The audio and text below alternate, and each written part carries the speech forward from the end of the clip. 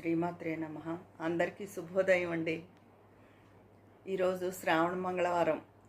నోములు నోచుకునే ఆడపిల్లలు నోచుకుంటారు. ఇంకొక వారం ఉంది. ఆ వారంతో శ్రావణ మాసం అయిపోతుంది. భాద్రపద మాసం, ఇంకా వినాయక చవితి హడావిడి.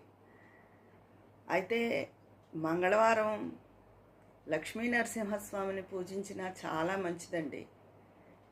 లక్ష్మీ నరసింహస్వామి భక్తవరదుడు. ఆయన భక్తుడి కోసమే, ప్రహ్లాదుడి కోసమే ఆయన అవతారం. అయితే అందుకని ఆయన తొందరగా కరుణిస్తాడు. ఏమైనా తీవ్ర అనారోగ్య సమస్యలున్నా, అప్పుల బాధలున్నా లక్ష్మీ నరసింహస్వామిని ప్రార్థించిన, లేకపోతే తరచూ మా లక్ష్మీ నరసింహస్వామి గుడికి వెళ్ళిన మీ ఇంటి దగ్గరలో ఉంటే తప్పకుండా మీ సమస్యలన్నీ పరిష్కారం అవుతాయండి. తీవ్రంగా భరించలేని సమస్యలకి స్వామి అంటే కరుణిస్తాడు.